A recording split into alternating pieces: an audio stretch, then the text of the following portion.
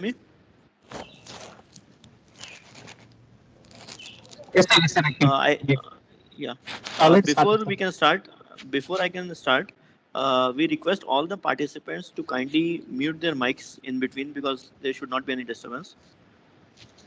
Good morning, all of you. I would like to request Rao sir, our HOD, to start with the proceedings. Thank you, Dr. Mukul. Thank you, one and all, for joining. I'm by name Srinivas Rao. I'm working as a professor and head of the department Mechanical Engineering in a college at Shamshabad by name Vardhaman College of Engineering. It is one of the top 5 engineering colleges in Telangana state.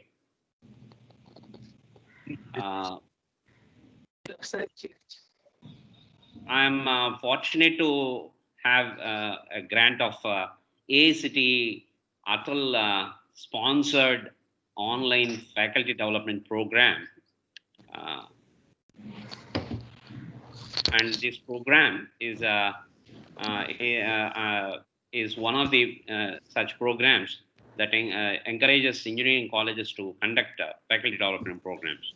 I'm thankful to AICT, and I'm thankful to the management of my college, specifically the chairman, secretary, vice chairman, and treasurer of the organization. And I also thank principal to kindly grant us a permission to go ahead with this kind of activity. I also thank the convener of the FDP, and I thank Dr. Mukul Srivastav, Mr. Dhanraj and his team for helping me in conducting this FDP. And I especially thank all the participants who have been showing a lot of interest in the topic that is floated, which is known as the quantum computing and computing quantum algorithms for computational fluid dynamics. As I'm associated with computational fluid dynamics since long time, I've been doing little research on that. I was curious about quantum computing, how that can be, fitting into CFD, and that is the very reason of my initiation in the particular topic of and go for an FDP. Vardhaman College of Engineering is established in 1990. I will end up in another 2-3 minutes. I request participants to bear with this. It is affiliated to JNTU and approved by AICT. This is an accredited college by NAC and NBA. And our college is NIRF ranked college, one of the NIRF ranked colleges in Telangana state. The Department of Mechanical Engineering is established in the year 2005 with an intake of 60, and we gradually reached 120 intake in 2013. And we have been doing imparting, teaching, and qualitative knowledge to the engineering students, mechanical engineering students. With that brief introduction about my department and college, I would like to welcome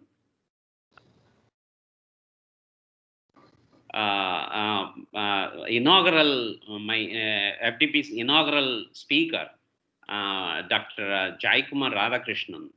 I'm really excited to welcome Professor to speak on this FDP. We are actually fortunate to have his acceptance to speak to the participants here on FDP and talk about quantum computing. We are thankful to him from the bottom of the heart. I'm excited to speak and talk about his brief biodata, which, if sir permits, I will take another 1 minute to introduce. Jaikumar Radhakrishnan sir works in the area of theoretical computer science and is interested in applying algebraic, combinatorial, probabilistic, and information theoretical tools for studying computational problems. He has contributed results in approximation algorithms, circuit complexity, communication complexity, information theory, and quantum computing. Sir received his BTech from IIT Kharagpur in the year 1985 in computer science and engineering. Later, he started working at CMC Kolkata, where he was instrumental in developing software. He then moved and received his PhD in computer science from Rutgers University in 1991, USA. Since 1991, Sir has been at Tata Institute of Fundamental Research, Mumbai, where he is currently a senior professor in the School of Technology and Computer Science. We are fortunate to have Sir here, and with an excitement, I would request you all to welcome our inaugural speaker, Dr. Jayakumar Radhakrishnan, to take over and deliver his first lecture. Thank you very much, one and all. Thank you. Thank you very much. May I start? Sir, yes, Yes, sir. yes, sir. Okay. So I'm assuming that everybody can see my slides. So is this okay? Yes, sir. Can we bring it in full screen, sir? Yes, sir. Yes, fine. Yeah. So yeah, I'm grateful for this invitation to speak at this event. I thank Professor Srinivasa Rao and especially Professor Mukul Srivastav and Professor B. Dhanraj for arranging this. I am a theoretical computer scientist, and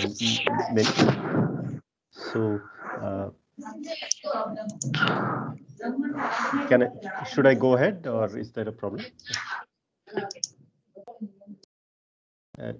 May I go ahead? Yeah, I'm a theoretical. Yes, sir. Yeah, I'm a theoretical computer.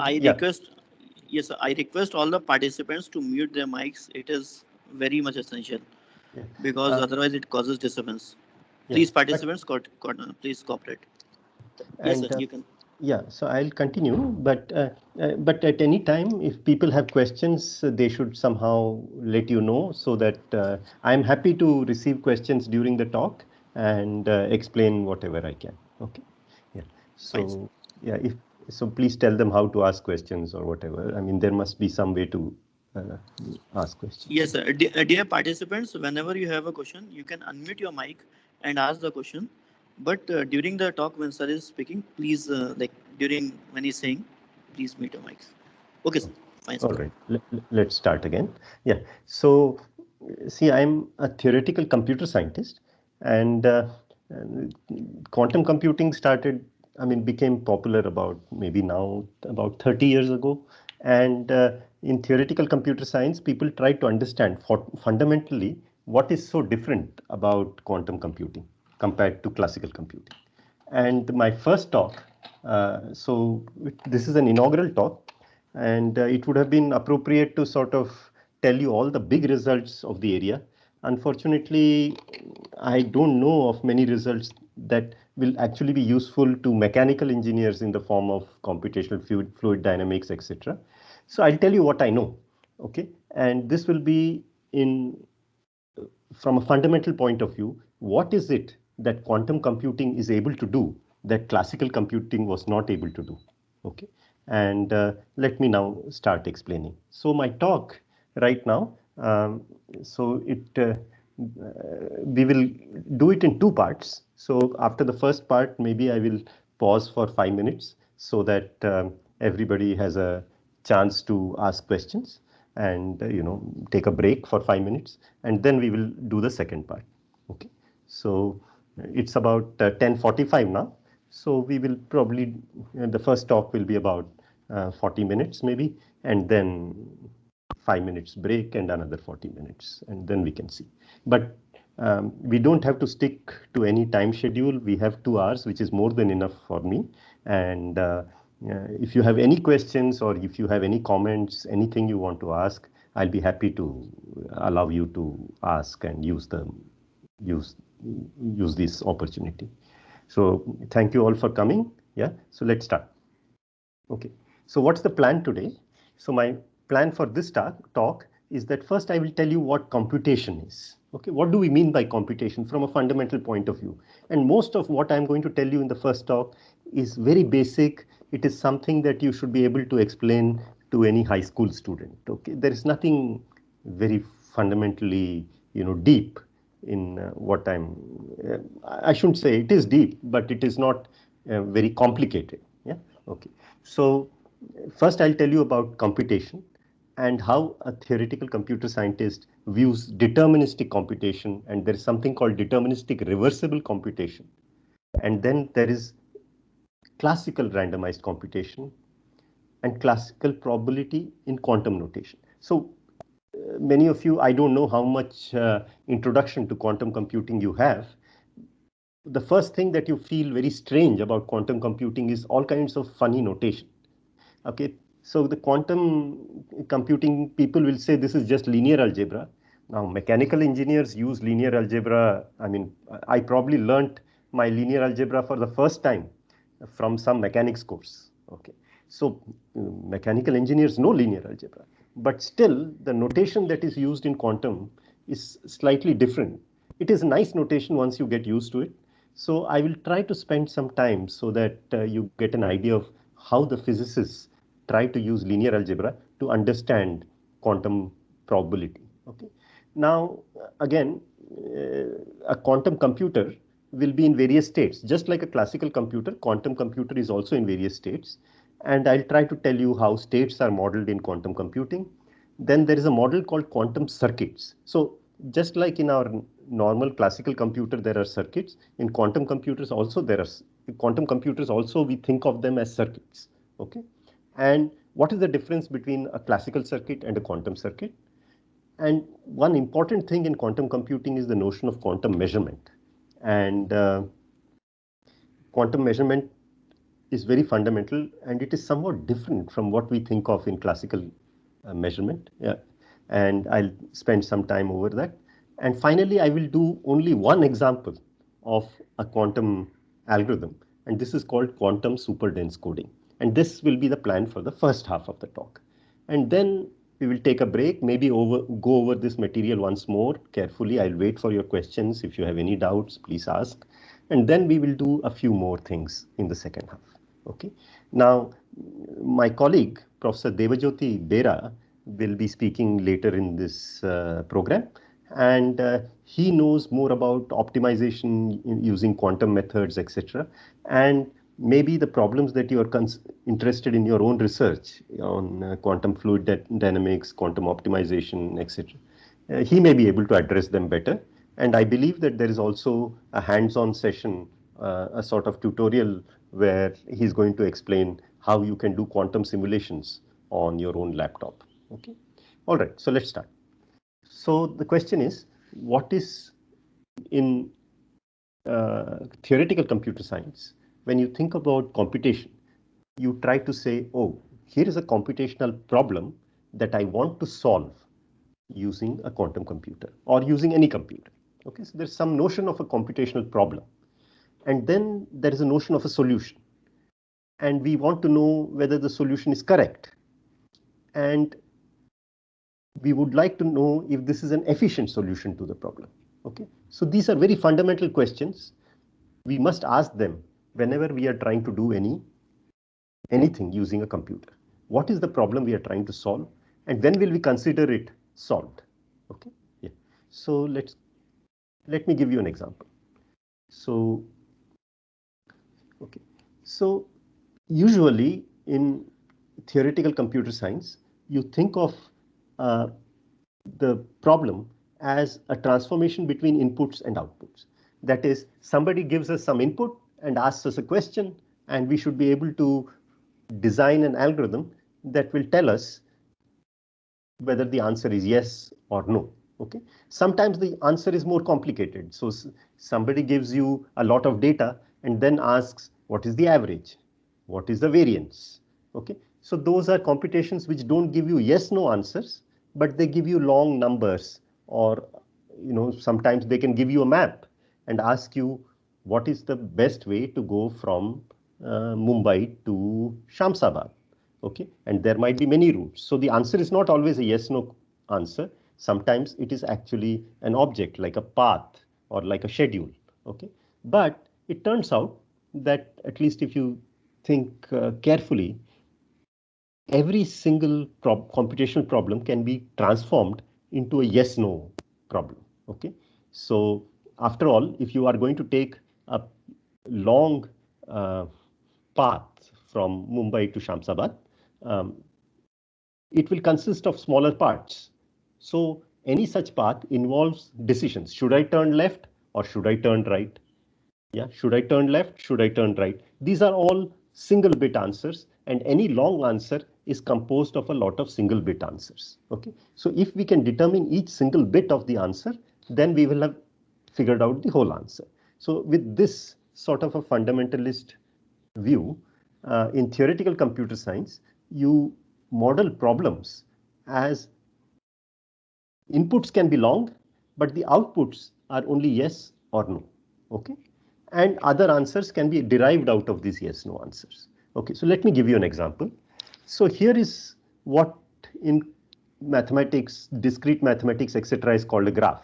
I know there is a different notion of a graph where you have an x-axis, y-axis, and you plot things, but this is also called a graph, or in maybe in modern language it is called a network. Okay, so it consists of nodes, and there are some connections between these nodes. Sometimes in graph theory, these lines are called edges. Okay, and these are called vertices. It's not very important. We are not going to come back to this. This is just as an example. So now this is a very nice visual representation of the network, but this is not what you feed to the algorithm. What you feed to the algorithm is a representation of this network. Okay, so now I'm trying to tell you what inputs look like. I'm sure you're aware of this, but let us just review it in our minds. So this particular graph is represented as this adjacency matrix. Okay, so what is the relationship between this graph and this matrix? Well, you have 4 rows because there are 4 nodes here, and 4 columns because there are 4 nodes here. And you put a 1 if the second vertex is connected to the first vertex here. That is why you have a 1 here. So in the ith row, jth column, you put a 1 if the ith node is connected to the jth node. So that's why, for example, here 3 and 4 are connected. So in the third row, fourth column, you have a 1. Okay. So this is how inputs arise in theoretical computer science. They are a sequence of bits. Okay. And there is some understanding as to what the meaning of this sequence of bits is. In this case, this is a sequence of bits there, but they have been arranged in this 4x4 matrix, and they represent this network. Okay. And now what is an output? Okay. So instead of arranging these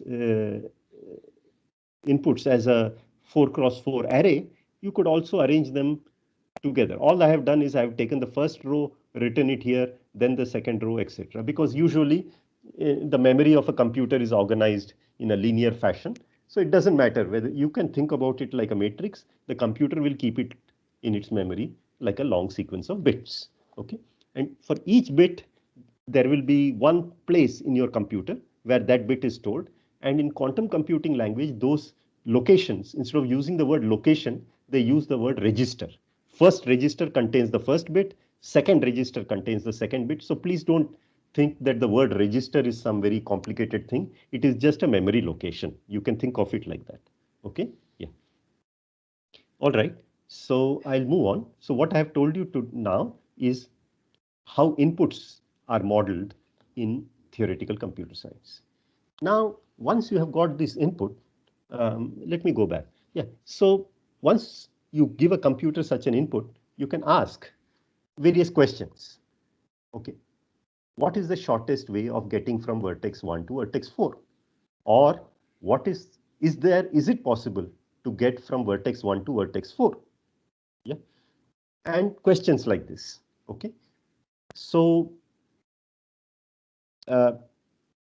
these are called computational problems. That is, computational problems are these association of an input with output. So your input can be, there is no point solving the problem only on this 4-vertex graph. When you try to create a computer algorithm, you should create an algorithm so that whenever a network is fed to it and a question about that network is asked, it should be able to answer. Yeah, if your computer works only for this example, or if your algorithm works for only this example, it will not be considered solution. Okay. Yeah. It has to work in general. Given any network, it should be able to answer the question. Should be able to answer the questions. Okay. So let me move on. So the question is, what are the basic operations that you are allowed to perform on the data? Okay. And so the computational power of a particular model of computation, like our usual computers, they are limited by what sort of operations you are allowed. Now, I will tell you what we do in classical computation. It turns out that in quantum computation, you can do fancier operations, operations that cannot be simulated very easily using classical operations. So first I'll have to tell you what are classical operations, and then I'll tell you what are quantum operations, and then you will see that quantum operations do things which classical operations are not able to do. And that is the reason we will be able to exploit quantum mechanics to design better algorithms. Okay, and when somebody gives us an algorithm to solve some problem, we would like to know, is this an efficient algorithm? Now, what do we mean by efficiency? So efficiency means we should take less resource. Okay, now it depends on what you mean by resource. There might be algorithms which take a small amount of time, but then they take a lot of space. Okay, or there are algorithms which need to go up and down the input many times. Now this in modern computers is not such a problem, but many of you might have heard that in olden days data used to be stored on tapes, and if your algorithm has to keep winding and unwinding the tape a lot, yeah, then that causes delays, and that causes power usage. So it is not considered efficient. The same problem arises now. You see, if you have an algorithm which is going to go and look on the net and discover something, if your algorithm is going to go up and down, visit various nodes too often, when I say various nodes, meaning various websites, then that algorithm will probably be efficient. If your algorithm makes probes only to a few websites and is able to get the answer quickly, then it will be considered an efficient algorithm. So depending on the situation, your notion of efficiency will change. Okay, but I have just listed some examples that you should keep in mind. There is the notion of time, there is the notion of space, there is access to the input, and so on. Okay, now about maybe 40 or 50 years ago, it was realized that for many problems, many of you have probably some introduction to computer science. Even if you have not taken a computer science course, I'm sure your children are taking computer science in schools and colleges. So everybody is introduced to various kinds of programming languages and things like that. But about 50 years ago, it was realized that if you allow your algorithms to be randomized, yeah, they use coin tosses, but of course coin tosses are created inside the computer using some pseudo-random bits, then actually they become more efficient. Yeah, they become more efficient in the sense that suppose you are given a big number and you are asked, is this number a prime? Yeah. It turned out about 40, until recently, we did not know any good method to determine if a number is a prime. But if you are allowed randomization, that is, if you allow your algorithm to just toss some coins and try something randomly, one can prove that with high probability, it will give the correct answer. Okay, so there were problems for which randomized solutions existed, but for which deterministic solutions did not exist. And so we would, when we think about a computational model, we should ask, are we allowed to use randomness or are we not allowed to use randomness? Both are fine, but you have to decide. Okay? And if you allow randomness, you have to ask, if your algorithm fails with probability 0.1, is that acceptable? Or do you want the probability to be much smaller, 0.001, and so on? Okay. Now, this is not something mechanical engineers are, you're also used to this when you build various things. I mean, for example, a bridge. Well, you try to ask what is the probability that this bridge will fail? And you say that, okay, this is the level of tolerance in my calculations, and then there is a certain probability, and then you say that specifications demand that the probability should be lower than a certain amount. The same sort of um, thinking goes into the design of randomized algorithms. Okay, so let me move on. So when I said what operations are you allowed inside the computer? Now, in classical computer, and now this is almost 70 years old, 80 years old, the operations that you're allowed are ANDs, ORs, and NOT gates. So here you have the input. So for example, the graph that I had, the network, the data appears here. And then here is an algorithm, and this algorithm combines the data using these basic operations, and then it produces the answer. So our computational model in classical computing is actually a sequence of gates like this. Yeah. And then we should ask, what is the notion of efficiency? So today, I will talk about efficiency in terms of number of gates. How much work did you do to produce the answer? If you used a lot of gates, if your circuit has many gates, then it has done a lot of work. And we would like to solve problems by doing as little work as possible. Okay, so we don't want to waste too much computation while performing an operation. So again, I mean, I don't know what you expected when you came for this lecture. I'm trying to start at the very basic and asking the fundamental questions. What does it mean for computation to be efficient? And then only when we ask questions like this, we will be able to compare quantum with classical. Yeah. Otherwise, those things just remain words. Yeah. Okay. So now it turns out that classical computing, um, the way I have stated here, this is not reversible computing. Yeah, this is because if I tell you that the AND of these two bits, I hope you know what AND is. I mean, yeah. So if one of them is 0, the other is 1, the output will be 0. If both of them are 1, the output is 1. Now, suppose I tell you that the value here is 0. Will you be able to determine what was here? Well, if it is 0, the input could have been 0, 0, 0, 1, or 1, 0. So there is no way for you to determine the input based on the output alone. So such a computation is not reversible. But it turns out that any classical computer can be turned into a reversible computer. Okay, we will see later. There is this notion called Toffoli gate. So all these AND, OR, and NOT gates can be replaced by something called a Toffoli gate, which is here AND takes two inputs, OR takes two inputs, NOT takes one input, but actually the Toffoli gate will take three inputs. So there is a 3-input gate which alone is enough for performing all computation. And if you give me a circuit using ANDs, ORs, and NOTs, I will be able to convert that circuit into a circuit using Toffoli gates without too much increase in the size. Okay, so the size will increase slightly. By size, I mean the size of the circuit, the number of gates you use. Okay, the number of gates you use will just increase by a constant factor, maybe a factor 2.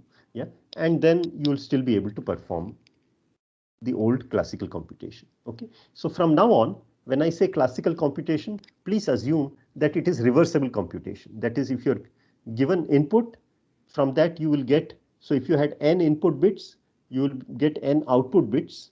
And from those n output bits, if somebody just erased the input, you will still be able to recover the input by running this circuit backwards. Okay.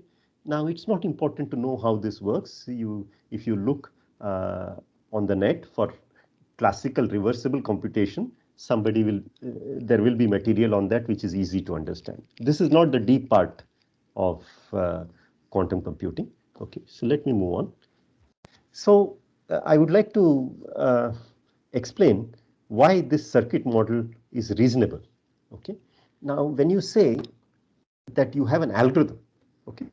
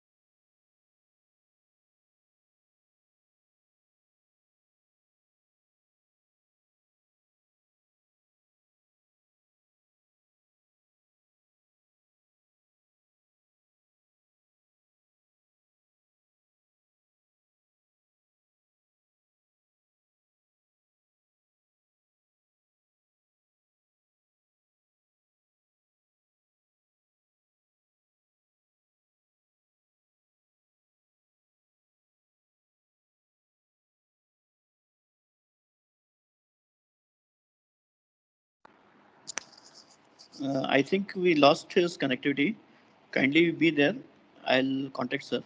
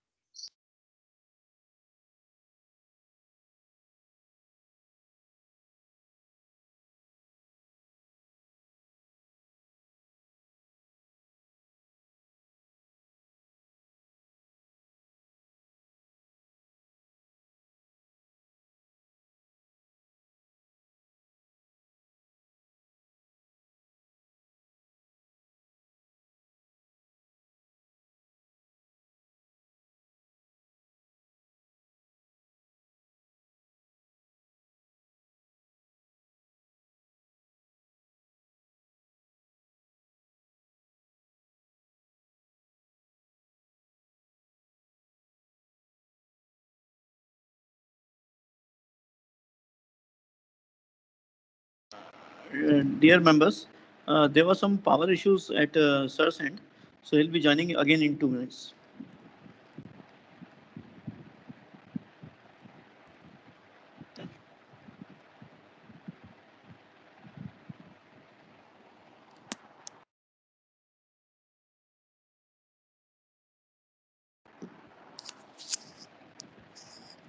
Sir, the mic is muted, sir. are my slides visible? I'm so sorry about this. Yeah. No, sir, not right Can you now. hear me now? Not right. Yes, sir. Okay, let me. Audible, audible. Yeah, you can hear me. 1 second. Let me just find out where my slides are. My slides went away somewhere. 1 second. So this is the second one.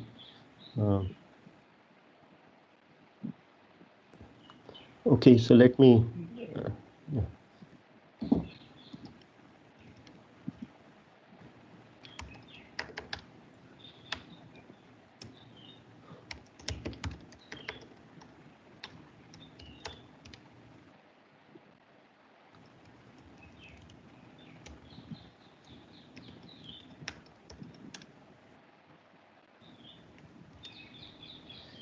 All right.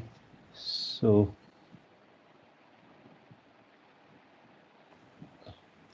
So I can share my slides again now. Yes, sir. Yeah, and so can you see the slides? I'm now going to full screen mode. Yes, sir. Yeah, I'm very sorry about this. There was a problem It's with the it's power it's at home. Yeah, it's so we'll. it's perfectly fine, sir. Yeah, Dhanraj sir, kindly start the recording. Dhanraj sir. okay. Okay, sir. I'm starting my. Yeah, tell me when to start. Yeah. Yes, sir. Okay. So Yes, sir. in Started. yeah, so in usual computers, what happens is that if your input becomes large, it is not as if you have to buy a bigger computer. Okay, it is the same computer which just runs longer. Yeah. So what really happens is that we have only one hardware on a computer, like your CPU, and what happens is that the same CPU acts on data, it produces some output and it stores it in its internal memory, and the same hardware acts on it in the next clock cycle, and the next clock cycle, and the next clock cycle, and after a certain number of clock cycles, you get inputs, and perhaps your answer is the first bit that is stored here. So what I'm saying is that as the input size becomes bigger on a usual computer that we have at home, it doesn't mean that we have to get more gates inside it. The same number of gates are applied, but they are applied again and again and again. Okay, but when you try to think of this computation as a circuit, you should think of this combined thing as a single circuit. Okay, so this axis is time, and this is the size of your hardware, but the actual size of the circuit corresponding to this computation is the product of the size of the hardware and the amount of time it takes. So the model of circuits that we have here, you should think of it as the combined circuit here. Okay. Yeah. How many times were gates applied to inputs in order to produce the output? Okay. That's the notion circuits for us. All right. Now let me tell you what randomized computation is. A randomized computation is like classical computation, um, except yeah, you have some funny gates here, which I'm calling dollar gates. Yeah. So what do dollar gates do? They are like coin tosses. Huh? So I have written dollar here. The meaning is that they are coin tosses. That is, when whatever you feed, the output will be random. It will be 0 or 1 with equal probability. Okay. So now it is the same thing that we had before. Inputs will appear here. This circuit will do its computation, and then it will produce an answer. But the answer will not be fixed. Depending on how your coins came up, if maybe this one came up with 0 and this one came up with 0, the answer can be something. If this came with 1, this came with 1, the answer can be something. And if there are many dollar gates, then the output will be a random object. It will be a random bit. With a certain probability, it will be 0. So even if your inputs are fixed here, the output can depend on how these dollar gates behaved. Okay, and it looks like a nuisance. Why do you want these dollar gates if they are going to create uncertainty in the output? But it turns out, as I said before, there are computational problems where if you put these dollar gates, we know how to design such a circuit with dollar gates so that the output is correct most of the time. That is 99.99% of the time. Okay, but if you don't allow me dollar gates and you say now you have to give me the answer correctly 100% of the time, then we don't know how to do such things. Okay, so there are problems for which we do know how to build circuits which involved these random elements in them. Okay, and this computation where random elements are allowed as part of the computational model, that is called randomized computation. Okay, so in programming languages also, some of you might be used to it, you can call a random number generator in the computer. Now there might be philosophical issues about whether that random number generator is truly random or not, but when we model it in theoretical computer science, we think of it as truly random bits, and then we it produces an output. Now let us go over these 3 bullets. Yeah. So the action of the dollar gate are random, and it will produce the correct answer with a certain probability.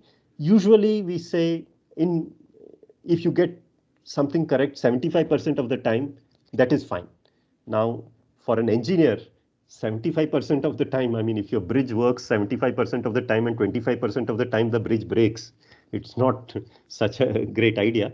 But it turns out that if you have an algorithm which works 75% of the time by algorithm again and again, yeah, notice that now it is not a deterministic algorithm. See, if it was a deterministic algorithm and it made an error, you run the algorithm again, you're going to get the same answer and the same wrong answer.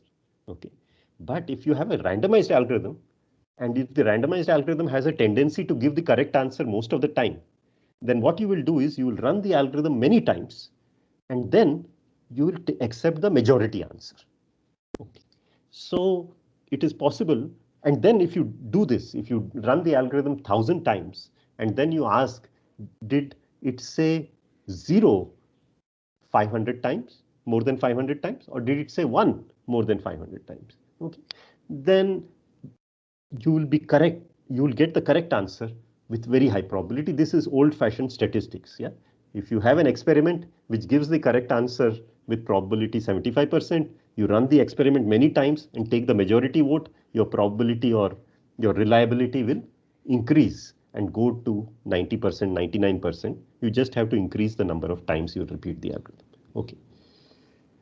So yeah, this is something I said already. Randomization is a very useful paradigm in classical computation also, especially in cryptography.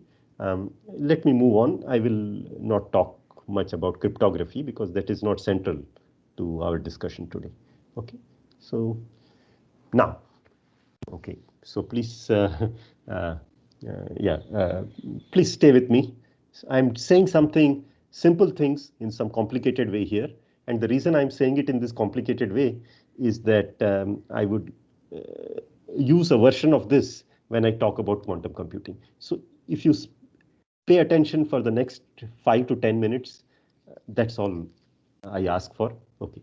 So now, so I'm about to tell you about states. What's a state? Okay. I mean, in thermodynamics, in mechanical engineering, you have a notion of a state of a body. Yeah. But here, in computer science, things are very small. We talk about a single bit. What is the state of a bit? Okay, or a state of a register. Now a register can be either in in the state 0, or in the state 1. Okay, so that is what a register can be.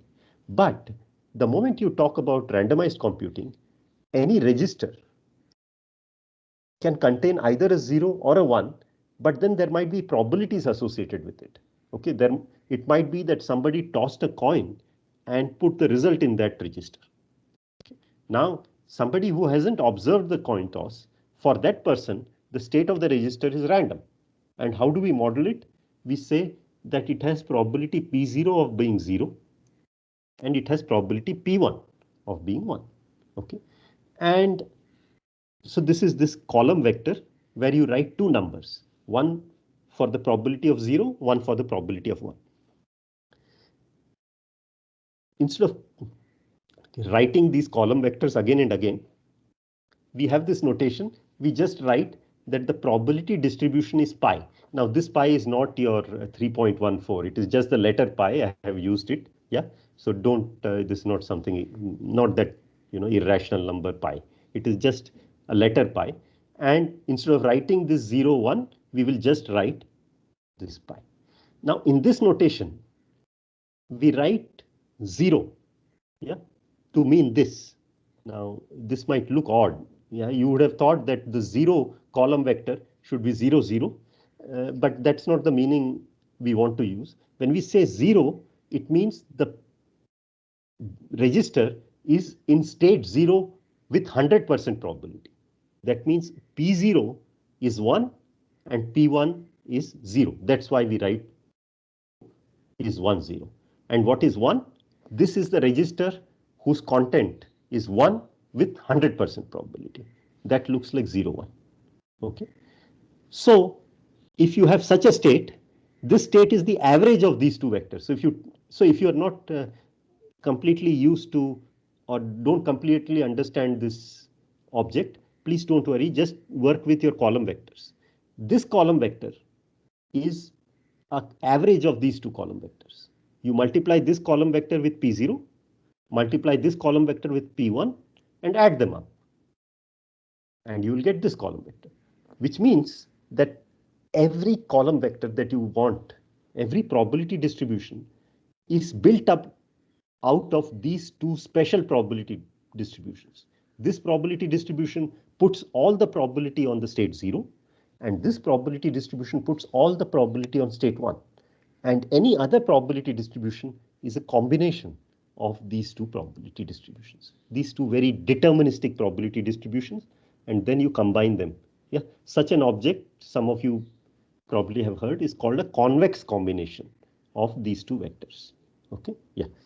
Now, of course, computation will not be very useful if we talk about only one bit. Our computation involves many, many bits. Okay, so if there are n registers with you, you remember register meant just a memory location. So if you have n registers, the state of those registers can be either all zeros, or maybe the first n-1 registers are 0 and the next register is 1, and so on. So you will have a total of 2 to the n possible outcomes. Yeah, there are 2 to the n possible outcomes, and each of them will have its own probability. Okay, so here I don't know if you understand this notation. There is a probability that all the registers are in state 0. There is a probability that all the registers are in state 0 except for the last one. And then there is the probability that all the registers are in state 1. Okay, so this now, instead of our usual column vectors, which had only 2 positions, now you have 2 to the power n positions. Yeah, and each of these x's here, just like we wrote 0 and 1, for each possible basis vector. So these are special basis vectors. Yeah? In the case of n registers, you will have 2 to the n basis vectors. So this is the first thing you should understand. As you increase the number of bits, the number of states grows exponentially. Yeah? If you had only one register, number of states is only 2. If you have 2 registers, the number of states is 0, 0, 0, 1, 1, 0, 1, 1. Already you've got 4. And if you had 3 registers, you would get 8. So as you increase the number of registers, the number of states becomes 2 to the power n. And now you might ask, how can we store such exponentially many states in the computer? Okay, so we don't. All this is only for the purpose of thinking. Okay, what we have in the computer is only n registers. We are just saying that the state of that register, especially when it is in a randomized state, is described by a vector which has 2 to the n elements. Okay, these elements all are non-negative and they add up to 1, which is what you understand is a probability distribution.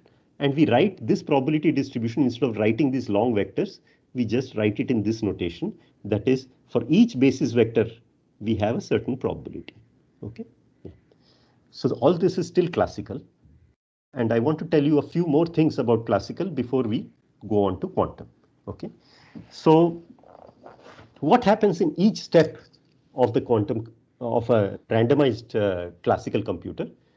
Your original states of the register, it was some state. It was described by some vector like this. Then you perform some operation. Some gates were applied to those registers. And now what is there in the register is some new state. If the input was random, the output will be random. If the input had a certain distribution, the output will perhaps have some other distribution. So what is computation in a randomized computation? How do you mathematically model it? The evolution of a random computer corresponds to matrix multiplication. So you have these probability vectors and you multiply them by 2 to the power n cross 2 to the n stochastic matrices, and you get new column vectors. Okay, so for example, I told you that there was something called the Toffoli gate. Let me explain what a Toffoli gate does. It takes 3 bits. Okay, so X can be, so if these funny symbols on this side are distracting you, don't worry. There are 3 registers here. One of them has the bit X. X can be 0 or 1, Y can be 0 or 1, and Z can be 0 or 1. And then when you apply the Toffoli gate, it transforms them. Now what does it do? It leaves X as it is. It transforms Y. Sorry, it leaves Y also as it is. And what does it do to the last bit? So the whole action is happening only on the last bit. And what does it do? If both X and Y are 1, the last bit will be flipped. Meaning, so let me explain. This XY is your usual multiplication. Okay. And this plus is addition modulo 2. So what does addition modulo 2 mean? 1 plus 1 is considered 0. Yeah, like binary addition. 1 plus 1 is 0. 0 plus 1 is 1. Yeah. 0 plus 0 is 0. Okay. So you do everything modulo 2. That is the moment, if the number is even, you write 0. If the number is odd, you write 1. Okay. So what does this gate do? It takes 3 bits and produces 3 bits, but the last bit it obtains by doing this computation. It multiplies X and Y. These are single bit numbers. They are easy to multiply, and then it adds them to Z. Now, this is a Toffoli gate, something that transforms 3-bit states, 3 register states to 3 register states. So we are now dealing with systems which have how many columns? The columns have how many entries? 8 entries, because we are in a 3-dimensional space, 2 to the power 3. Yeah. Now 2 to the power 3, if you look at the action of the Toffoli gate, yeah. So there are, if you are in the state 0, 0, 0, 1, sorry, if the first 2 bits are 0, 0 or 0, 1, or yeah, so if the first 2 bits are not both 1, then nothing happens. So this matrix is the identity matrix. Okay, anything I have not written is 0. So if the first 2 bits, yeah, are not both 1, then the output is equal to the input. That means you are applying only the identity matrix. But if the first 2 bits are 1, then here this is identity matrix, sort of matrix, except that in identity matrix you would have put 1 here and 1 here. In this matrix you put 1 on the other diagonal, which means that if your state is 0, you produce 1. If your state is 1, you produce 0. Okay, yeah. So the way you should understand this is that there are 8 columns here and 8 rows. These are the input states. The input state can be 0, 0, 0, 0, 0, 1. Yeah, 0, 1, 0, 0, 1, 1. And this one is 1, 1, 0 and 1, 1, 1. If your state, input state was 1, 1, 0, then the output state will become 1, 1, 1. If your input state was 1, 1, 1, the output state will become 1, 1, 0. Yeah, you understand the mapping? Yeah. So that's why when you have computations being performed on n registers, your actions correspond to stochastic matrices. Now, what is stochastic matrix? Each column should add up to 1. So each column should look like a probability vector. If you are in a certain state, in the next moment, you are going to be in some other state, and the probability with which you will take various other states is written down in this first column. Toffoli gate is a deterministic gate, so funny numbers don't appear here, only zeros and ones appear here. But for example, if you had a dollar gate, whether you feed 0 or 1, the output will be 0 or 1 with probability 0.5. That is why a dollar gate corresponds to this matrix. All right. Okay. So I'm going to continue with this now. Okay. And tell you how events are modeled in this setup. Okay. So events, just like states are modeled by column vectors, events are modeled by row vectors. Okay. So for example, this EQ stands for equality. Again, please don't be scared by all this notation. Okay, this is just what is used in the literature, in the books, and that's why I'm writing it. And it is useful because otherwise one has to say long sentences. Okay, but these are simple things. So I'm saying, suppose we are given two registers and you are asked, do they contain the same element? Yeah, do the two registers contain the same element?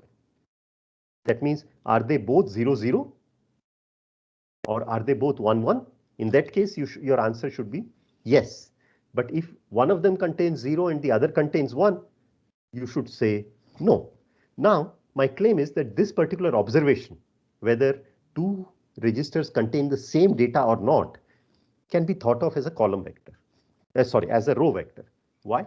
Well, if it is 0, 0, yeah, the first position corresponds to, so we are dealing with two registers, so there are 4 positions. This corresponds to 0, 0, 0, 1, 1, 0, 1, 1. In the case of 0, 0, your answer should be 1. In the case of 0, 1, your answer should be 0. In the case of 1, 0, your answer should be 0. And in the case of 1, 1, your answer should be 1. Okay, so you understand. Okay, now you might also be used to the OR operation. That means, is it the case that at least one of the bits is 1? Well, if the both bits are 0, you should say 0, and in all other cases, you should say 1. Okay. Now, suppose you are given a particular state, pi. Yeah, this is your particular state. Yeah, that means it has the probability of being in the state 0, 0 is 0.4. The probability of being in the state 0, 1 is 0.1. The probability of being in the state 1, 0 is 0.2. And the probability of being in the state 1, 1 is 0.3. Okay. So what is the probability that this particular event will happen? That is, you don't know what those two registers contain, and now you observe. What is the probability that they will be equal? Well, they will be equal if you are in this state, and which happens with probability 0.4, or you are in this state, which happens with probability 0.3. So the probability is 0.4 plus 0.3, which is 0.7. But if you multiply this particular row vector, which corresponds to this event, with this column vector, which corresponds to a state. So again, row vectors correspond to observations or events. Column vectors correspond to states. And when you take their product, you get a scalar. Yeah, if you multiply a row vector and a column vector, you will get a number. And that number is the probability of this event. Okay, yeah. So now, finally, what is new about quantum computing? So let me just pause here for maybe a minute. If there are any questions, I would like to ask now. I would like you to ask now. Yeah. So let me minimize now, and yeah. So does anybody want to ask any questions at this point? Participants, if you have any question, please ask.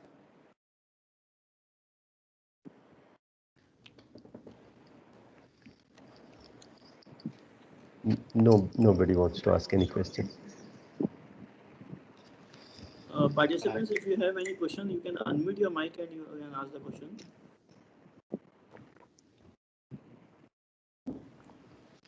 Okay, so maybe there are no questions, so everybody can mute it. Is there a question? Sir, I have a question. Yeah, Like,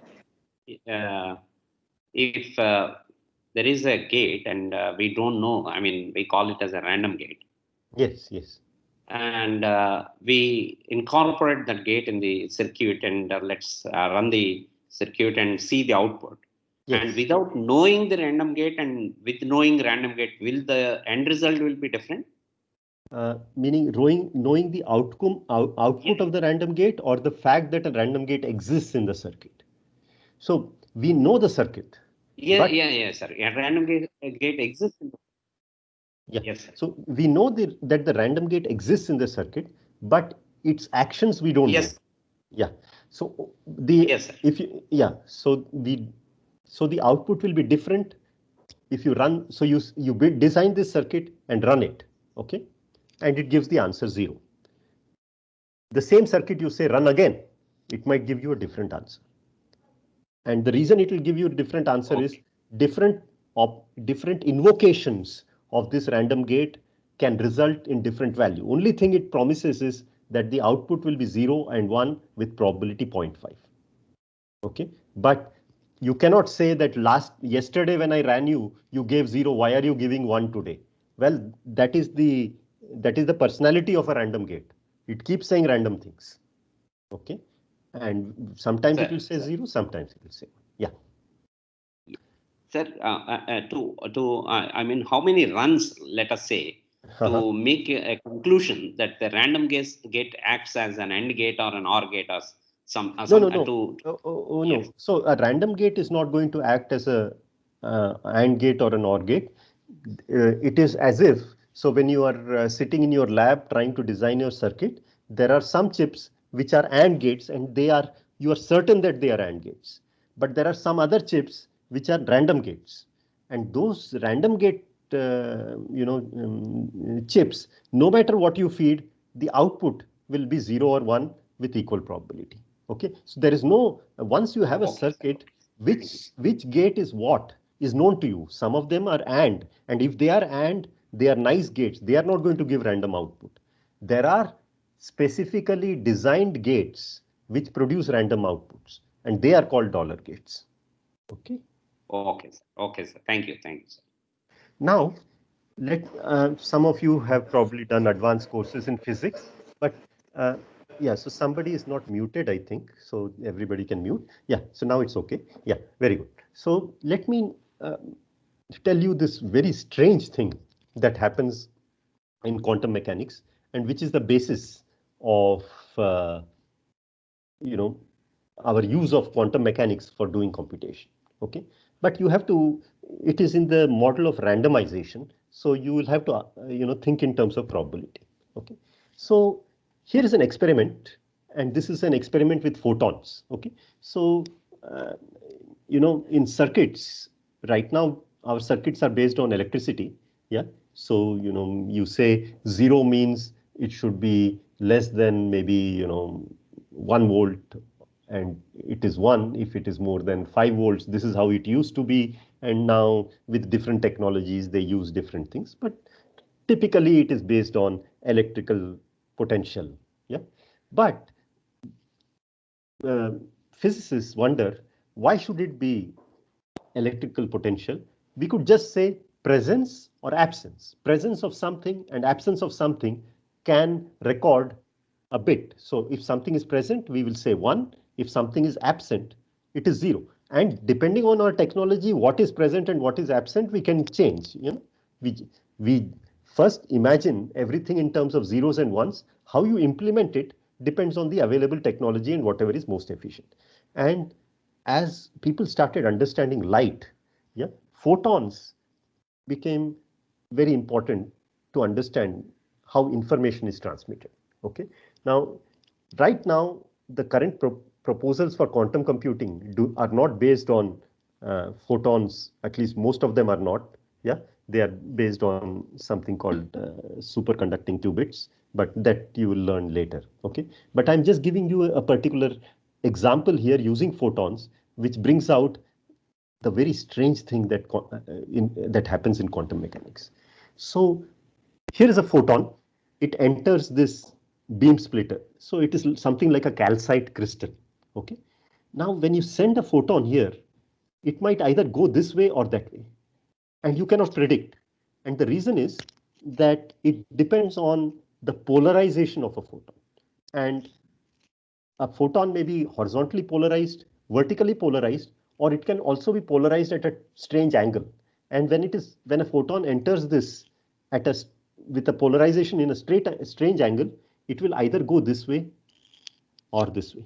Okay, that means you could place a detector here and a detector here, and whenever you shoot one photon, either this detector fires or this detector fires. Is that clear? Yeah. So that is what this beam splitter does. And then this is some mirror. Yeah. So this photon goes here, bounces here, and this photon goes here and bounces. Now, here is the strange thing. If you send a photon this way, and suppose it is horizontally polarized, then it will come out this way. And if it is vertically polarized, it will go this way. And if it is sort of in a mixed state, yeah, in a mixture or superposition of those two, then it might come here or here with probability half. Now, if you block, now again you have a detector, and if you send a vertically polarized photon through this, it will come out, and this detector, this light bulb will light up with probability half, and this light bulb will light up with probability half. On the other hand, if a horizontally polarized, sorry, this was meant to be vertically polarized, and this was for horizontal. If you send a horizontally polarized photon, yeah, it will also come to either this or this with probability half. So this is the nature, right? So you send a photon, it either takes this path or this path. And when it takes this path, it will come out here or here with probability half. When it takes this path, it will come out here or here with equal probability. Okay, so that means if I block this and allow it only to come from this path, it will appear both here and here with probability half.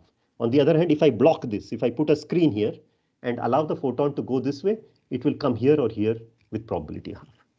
But now if I remove both screens, one would expect that the photon should, photon either traveled this way or it traveled this way, and no matter how it travels, it comes here or here with probability half. But now that is not what happens. When you do this experiment in the lab and you send a photon here, which is like, in a superposition, it always, only one of the detectors fires, okay, when both beams are allowed. But if only one beam is blocked, then both detectors start firing. So this is a very strange thing. So let me just read this. When the top beam is blocked, either detector might receive the photon. If the bottom beam is blocked, then again you will receive both. But if both beams are going on, then only one detector receives this input. Okay. Now, how do we model this? I mean, what is happening here? So, for example, you might have thought, like, if I wanted to say classically, well, the photon is in the state 0 here, and this one puts it either in the state 0 or 1. Okay, so with probability half, the photon is vertical or horizontal. Vertical, let us say, means 0, and horizontal means 1. Okay, now this is just a mirror. So if a vertically polarized photon, it continues to go here vertically polarized, and horizontally polarized photon continues to go horizontally. And yeah, so no matter which photon you pay, whether you suppose you fed a horizontally polarized photon, it might come this way or that way. Now, if only one of them is coming, that is only the vertical photon is coming, then it will be horizontal or vertical at this point with equal probability. If the horizontally polarized photon is coming, it will be again vertically polarized or horizontally polarized with equal probability. But if you leave both screens off, suddenly only the horizontal thing lights up, the vertical doesn't light up. Now it looks like somehow the photons are cancelling each other. Why is it that an observation which was earlier being observed here, when either screen was blocked, you are seeing something here, but if both screens are allowed, this goes off. So one might say that, okay, it may be that a photon is traveling like a from here and wave from here, and there is some cancellation of the waves, as a result of which this is not happening. If you send one of them, then data is coming both ways. If you send the other, data is coming both ways. But when you send both of them, there is some cancellation happening. But there is something fundamentally different here. You can make this beam so slow that at any moment, only one photon goes through it. Yeah, every second, there is one photon. Okay. This photon goes, there is no other photon to interact with it and cancel it. Okay, but nevertheless, this is a phenomenon observed at a single photon level. Okay, and when this happened, say when this was discovered about maybe 120 years, 100 years ago, people just could not explain how this happened. One way was, okay, let us think of photons as waves. But then when you put screens here, only one of them fires. Both screens are not visible. So there is something going on. And this is the origin of quantum probability. So what they finally decided was that we will have to allow ourselves negative numbers in probabilities. So usual probability distribution. Yes, so what we have discussed so far for classical computation, the register can be in the state 0 or 1, and these are two numbers and they add up to 1. Whereas in quantum probability, a register can be in the state 0 or 1, but what we associate with them are not probabilities, but they are amplitudes. Okay, and these amplitudes are numbers which don't add up to 1 as before. They're squares. Squares of their absolute values add up to 1. For example, this could be 1 over square root 2. Beta could be minus 1 over square root. Now, and if you square them, 1 over square root 2 square will be half, minus 1 over 2 square root, 1 minus 1 over square root 2 squared will also be half, and they will add up to 1.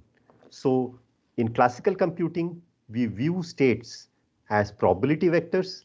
In quantum computing, the state of a photon or state of a single register is a vector of amplitudes, not a vector of probabilities. And the difference between amplitudes and probabilities, negative numbers are allowed. They don't add to 1, their squares add to 1. Okay, and now if you had n qubits, suppose you had n registers, and those n registers are not some n classical random state, but they are some quantum state, that is n photons, and we are asking for each of the photons whether it is horizontally polarized or vertically polarized, there are still 2 to the n possibilities, and each possibility has its own amplitude vector. Yeah, amplitude. Yeah, and so you have an amplitude vector that corresponds to those 2 to the n possibilities, and the sum of the squares of the amplitudes, and in this case there'll be 2 to the n such entries. You take the absolute values, square them, add them, that should be 1. So a quantum state is a vector of amplitudes. Okay, for example, there is, so you are now used to, so this is the first quantum gate that I'm showing you. This is like the dollar gate. Yeah, but look at what happens. If this is called the Hadamard gate.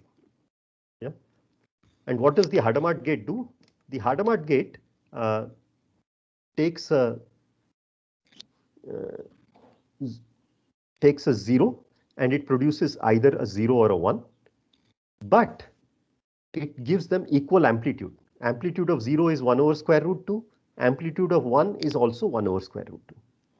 But if you feed a 1 to a Hadamard gate, then its amplitude becomes again 0 and 1 with equal probability.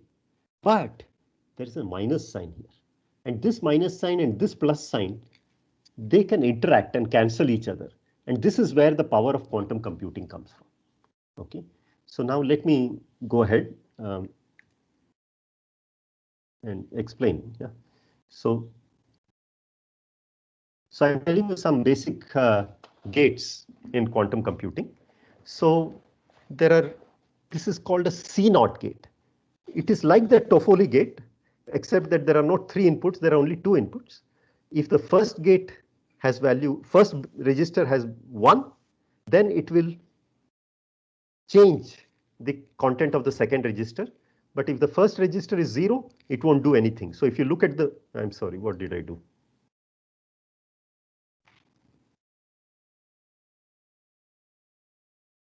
Just one moment, I did something stupid.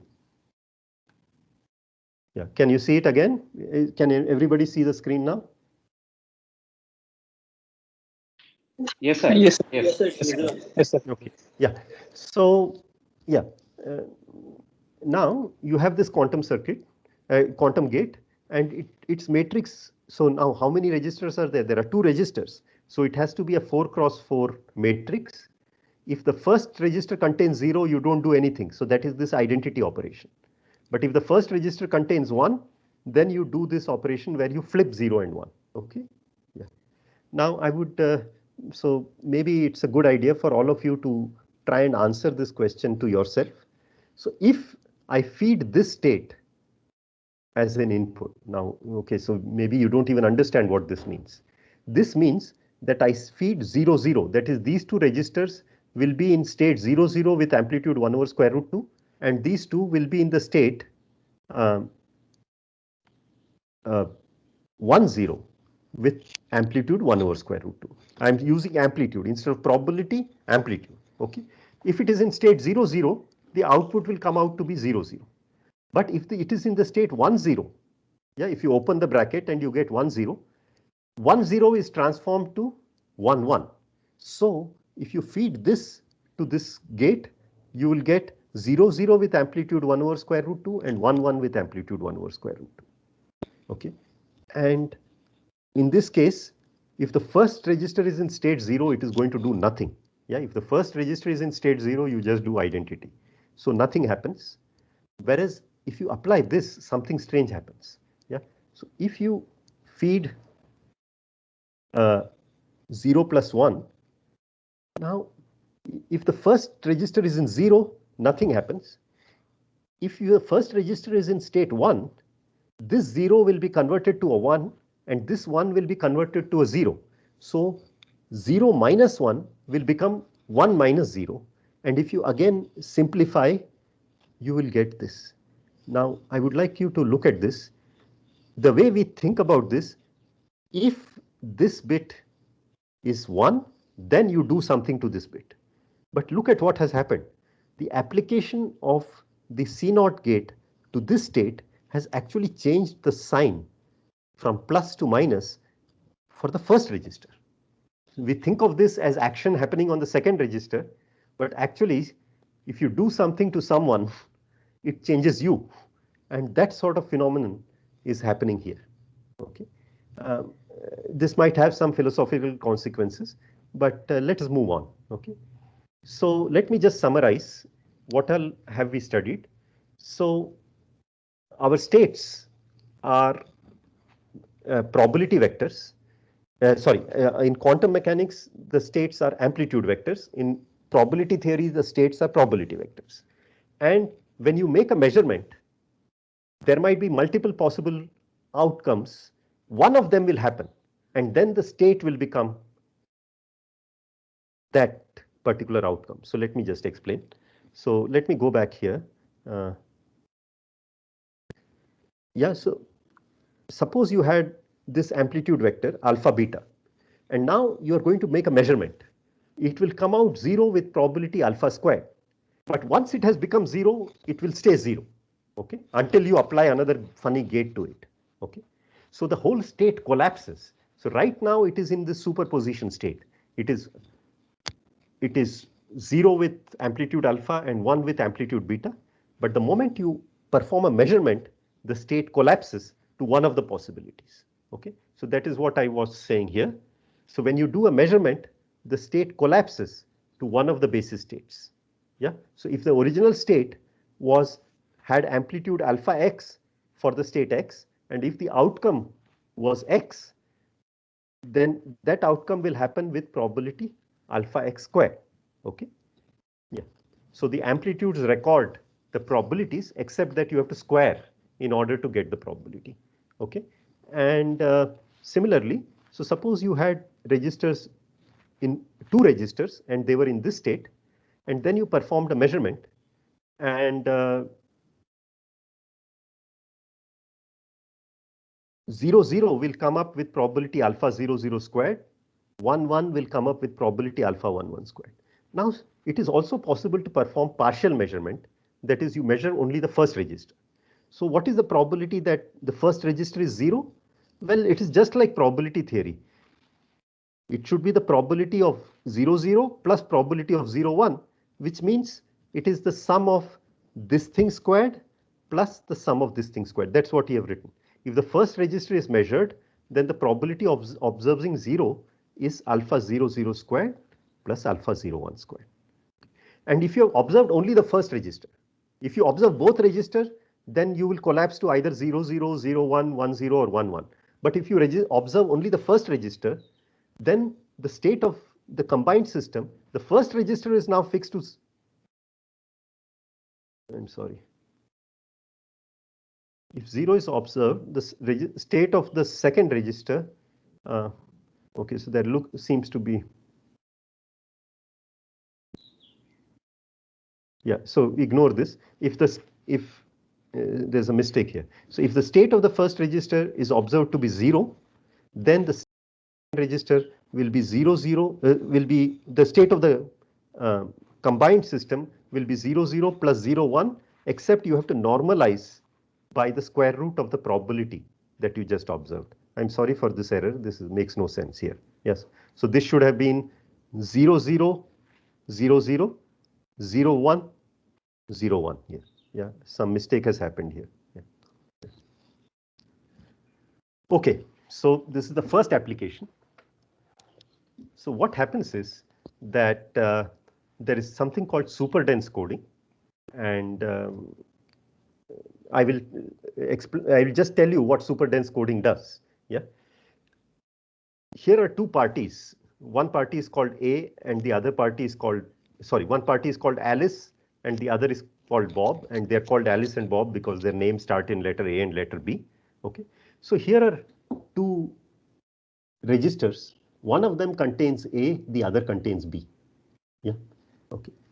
And these registers are now with Alice. Alice has 2 bits of information and she wants to transmit it to Bob. Okay. So they start with, they first share some register. They don't know what A and B is. Before this protocol even starts, Alice and Bob, they both have these 2 registers, and then they perform some quantum operations. It's not important for you to know what these quantum operations are. And Alice now sends 1 bit to Bob. So the important thing is Alice is sending 1 qubit. By qubit, I mean a quantum register. So right now she has 3 registers. She does something funny to one of the quantum registers and she sends that 1 quantum register here. And then Bob performs a measurement. And I don't have the time to tell you precisely what happens. What happens is that if you perform this operation, at the end, Bob will be able to tell what the content of these 2 bits are. So the important thing is, by sending 1 quantum bit, Alice has been able to transmit 2 classical bits. Now this is a saving of 50% in communication. Okay, and all this is we are able to do because we are allowed quantum operations which have negative signs here. Okay, these negative signs where probabilities are allowed to cancel each other. Okay, cancellation of probabilities is the fundamental thing in quantum computing, and a demonstration of that is this super dense coding. Okay, so I have about half an hour now. So what I'm going to do is, so this is what I wanted to say for the first talk. So there is this yeah. So you understand some basics of what a quantum state is, what quantum operations do. So let me just summarize. A quantum state is a vector of amplitudes. Yeah. A classical state is a vector of probabilities. What is the difference between amplitudes and probabilities? The sum of the squares of the amplitudes add up to 1, whereas in the case the probabilities themselves add up to 1. Okay. In classical computing, evolution happens using stochastic matrices. In quantum computing, evolution happens using matrices that preserve the length of the vector, because the sum of the squares has to add up 1. Yeah, you cannot create probability which is more than 1. Okay, so if originally the sum of the squares adds up to 1, the matrices should be so designed that the sum of the squares should still add up to 1. So for example, the matrix corresponding to this Hadamard gate is one such gate. Okay, so if you look at any column of this Hadamard matrix, yeah, what will happen is that if you sum the squares of the entries in any column, they will add up to 1, and the two columns will be orthogonal to each other. Okay, so such matrices we will call unitary matrices. Actually, in quantum computing, complex numbers are also allowed there, but we will not need them too much today. So I will not talk about them. Maybe in later lectures you will need them. Okay, so yeah, maybe I will pause again for 5 minutes while I load the other slides. And if anybody has questions, please yeah, let us know. I'm going to unshare this now and share my other slides. Okay. Yeah, please ask questions. You've all been very quiet.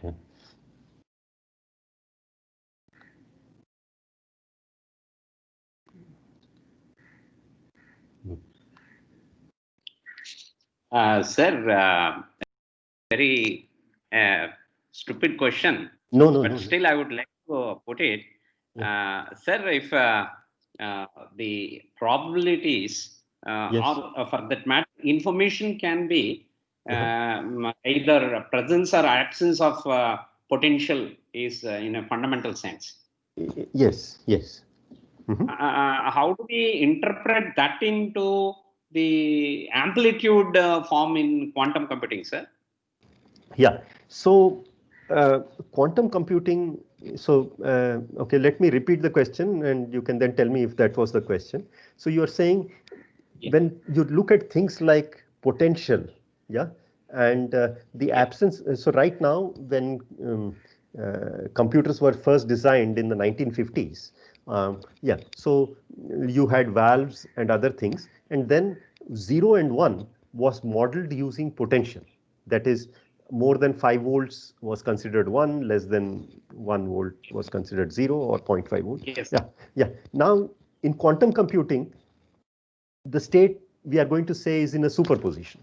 So does it mean that we have electrical devices which are going to be at 0.5 volts with amplitude, 0.5 volts with amplitude 1 over square root 2 and 5 volts with amplitude 1 over square root 2. Now, voltage, etc., are not objects that admit superposition. Okay, so if you are going to do quantum computing, and if you are going to derive advantage from quantum computing, you have to use physical phenomena which allow superposition. For example, photons.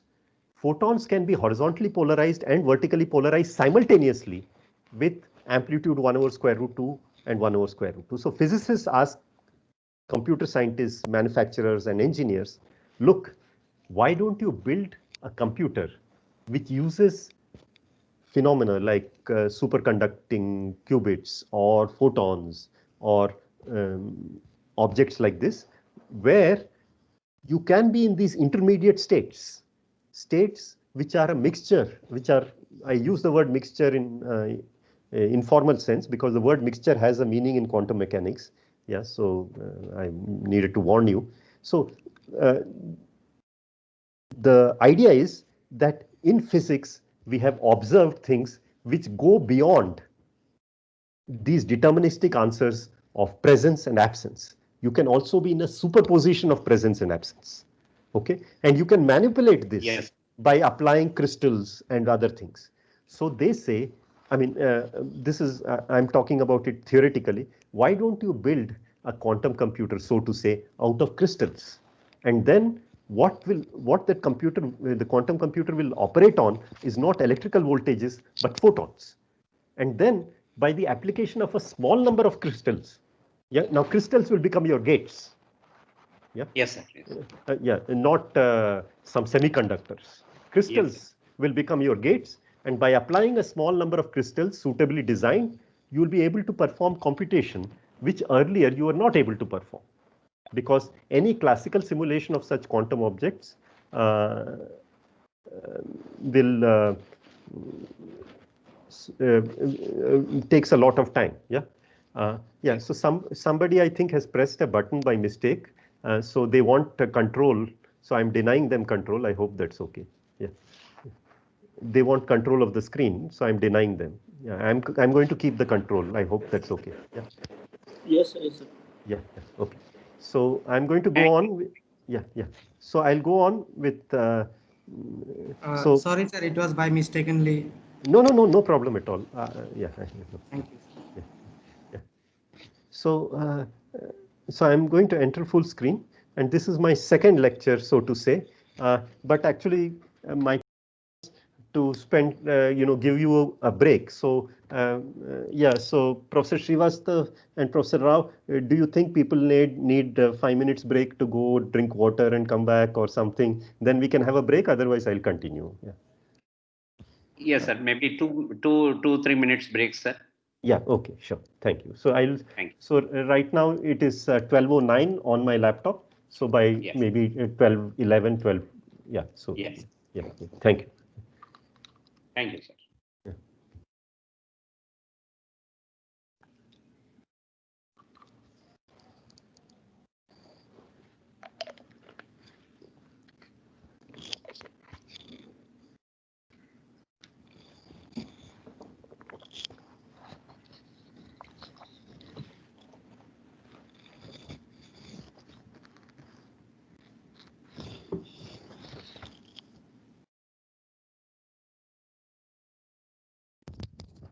Sir,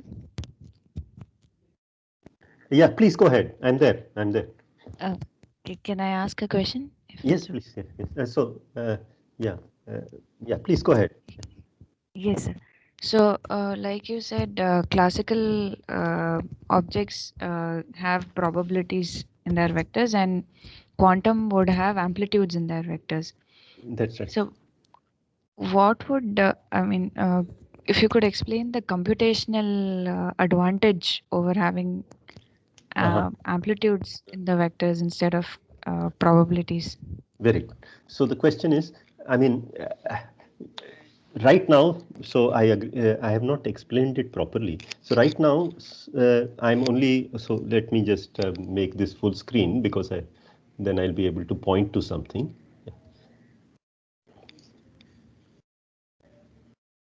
Yeah, so here we had amplitudes here. Now, you are just writing amplitudes here, and your question is perfectly valid. Uh, you had probability vectors, you start writing square root of those probability vectors, and suddenly we are saying that something great is happening. No, we are allowing negative numbers. Okay, so you are allowing negative numbers, but when you observe, the probability anyway is the square of the negative numbers. So the presence of the negative numbers, the way what I have told you so far, is not very useful. Okay, yeah. But now let us look at this gate, Hadamard gate. Yeah. So suppose to this Hadamard gate, you feed something which is already in this state. Yeah. So if you feed something which is already in this state, that means it is a superposition of 0 and 1. Okay. So if you feed it a 0, yeah, if you feed it a 0, output will be 0 or 1 with equal probability. If you feed it a 1, output will be 0 or 1 with equal probability, except that there is a minus here and we don't see the use of the minus yet.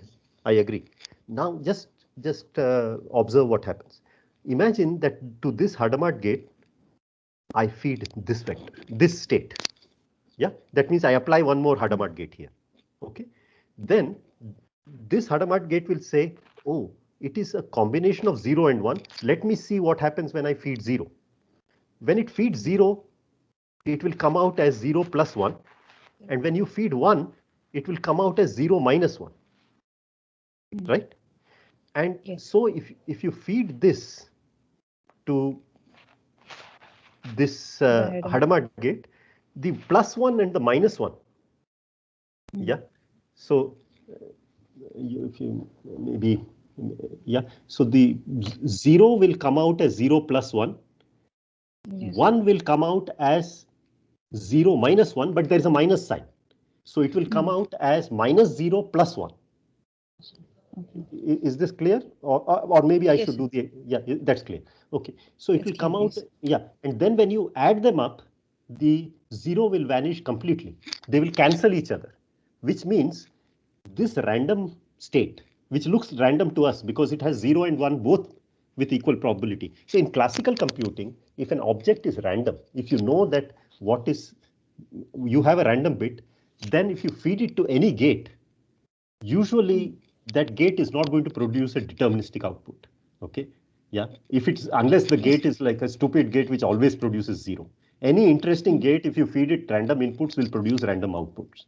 But here is this gate to which even if you feed this so-called random input, it produces a deterministic value 0. And this deterministic value 1. And this deterministic value it has been able to produce because it has been able to cancel the 0 and 1, the 0 from here and the 0 from here. And this cancellation it has been able to do only because we allowed negative numbers. If we had not allowed negative numbers, this cancellation wouldn't have happened. Okay. Yeah. So I mean, I'm trying to say this very quickly. So do a few examples from the literature and you will see that the negative sign is very important. Yeah. Okay. Yes. Thank you. Sure. Thank you. Yeah. So let me go ahead now with the rest of the talk. So my plan for the second talk was, I mean, I had hoped to be, so I hadn't planned for a power outage. So so I was going to just summarize what we did. So this is what we saw before.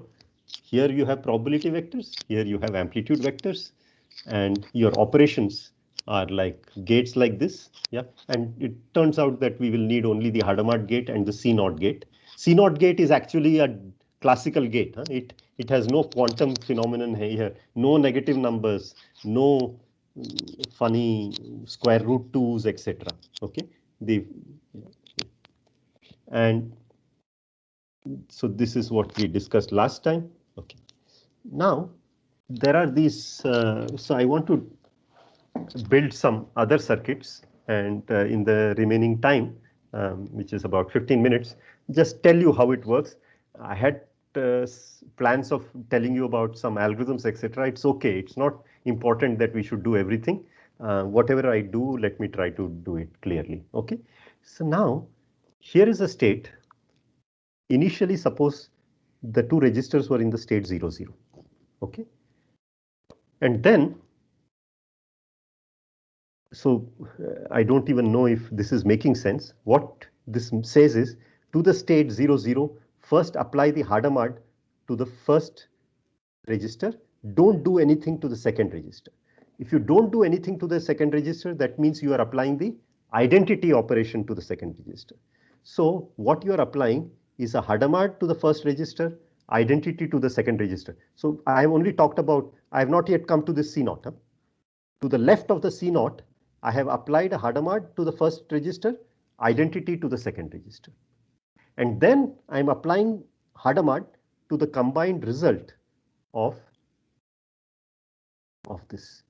This computation is only this half of the computation, and then another C0 gate is. Now let us slowly understand what happens. Initially, the state was 0, 0.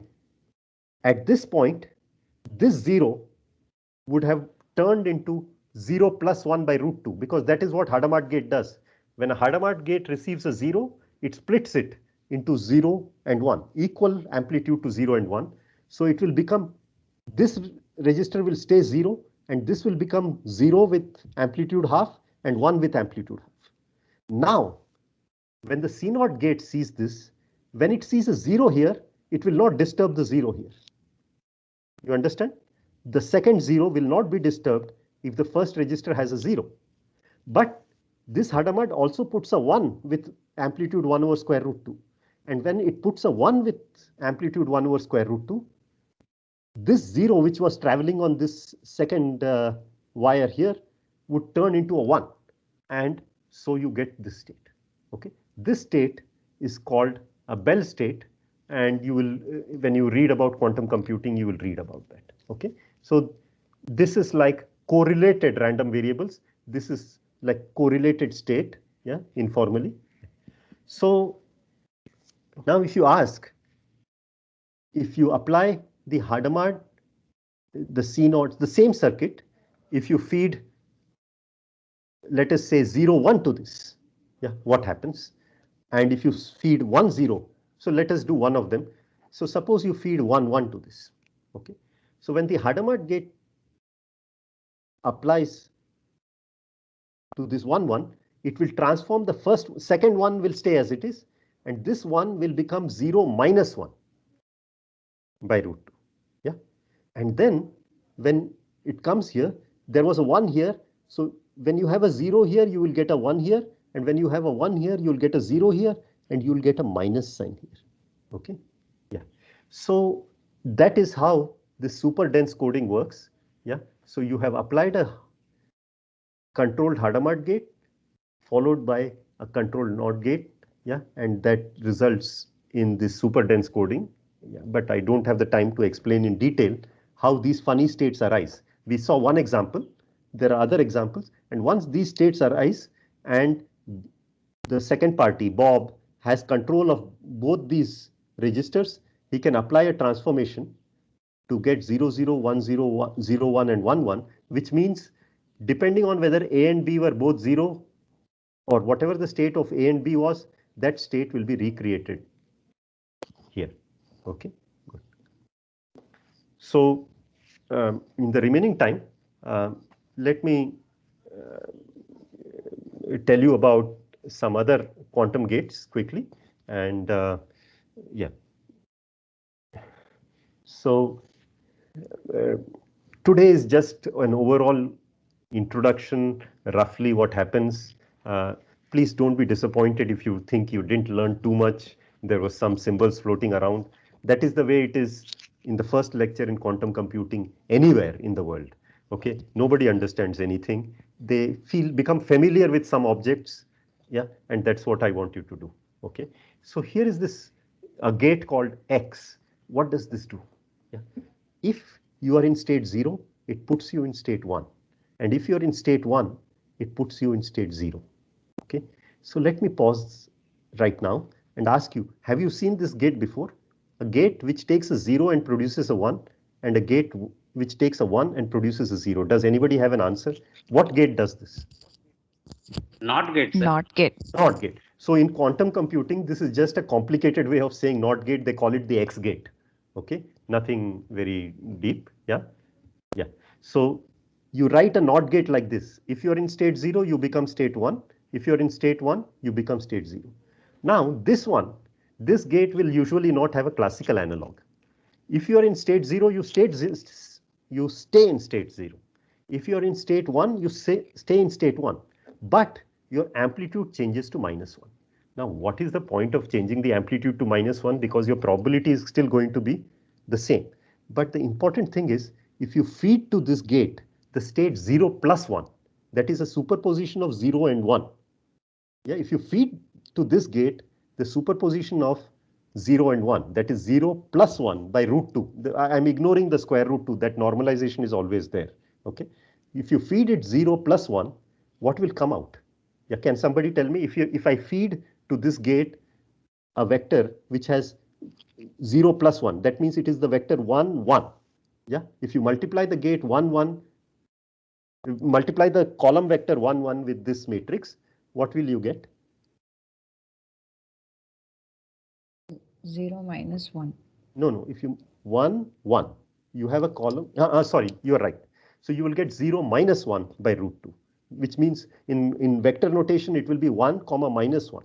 Yeah, 0 minus 1. So it does transform. If you had the state 0, 0, it makes the state 0 minus 1. The vector 1, 1 was transformed to the vector 1 minus 1. And actually, if you think about it, these are orthogonal vectors.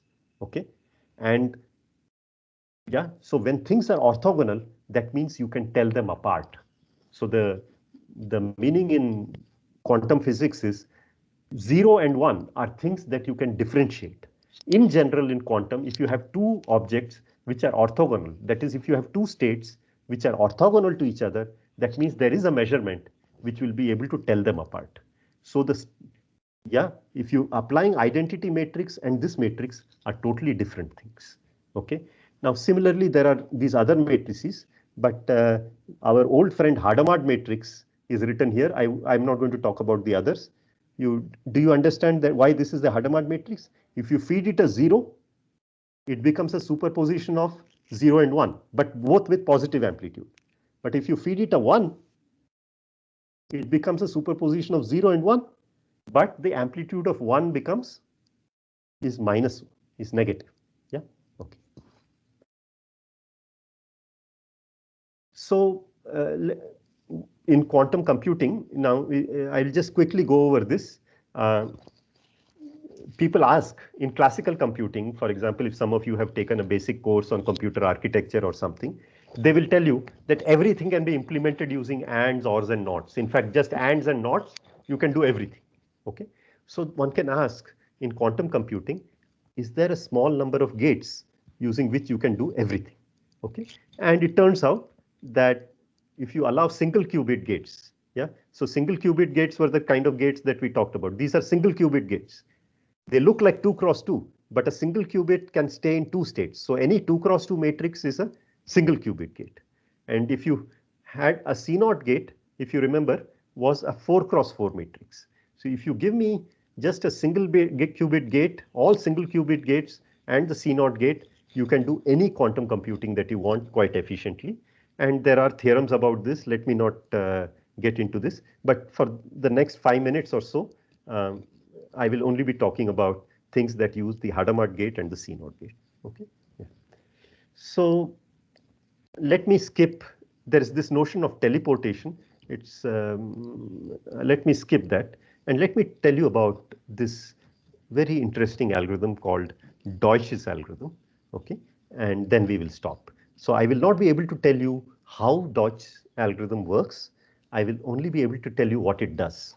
Okay, so please think classically, ignore quantum for the moment. The quantum will come in the last 1 minute. Okay, yeah. So somebody has given you a gate like this. Now, what does this gate do? Please read the first sentence. Yeah. So there are 2 possibilities for this gate. It takes 2 bits. Think about it classically, and I will tell you when quantum starts. Okay. So it takes this 2 bits, and there are 2 types of gates. Yeah. One gate is a really stupid gate. Whatever you feed here, it comes out here. And if this bit, yeah, and whatever is here, it comes out here. That means whether you feed a 0 or a 1 here, it makes no difference to this wire. Yeah, this whatever you feed here will come out here. But if this bit is 0 or this bit is 1, it will do nothing to this. That is one kind of gate. Okay. Another gate is this sort of interfering sort of gate. If it is 0, it will come out as it is, but its behavior on 1. Yeah. So let me explain. Yeah. So maybe I should just read what is written here. Okay. So let's see. There are 2 types of gates, type 1 and type 2. Type 1 gates performance on 0 or 1 is the same. That is, if the first bit is 0 or the first bit is 1, it will do the same thing to the second gate. Okay.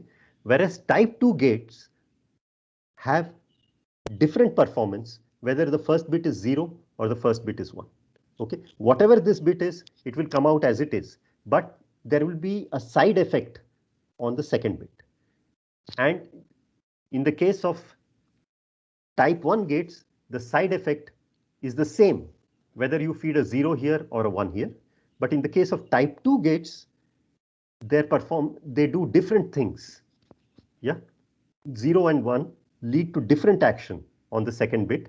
That is, one flips the second bit and the other does not. But whether the 0 flips the second bit or the 1 flips the second bit, we don't know. One of them does it. Okay, that is a type 2 gate. Yeah.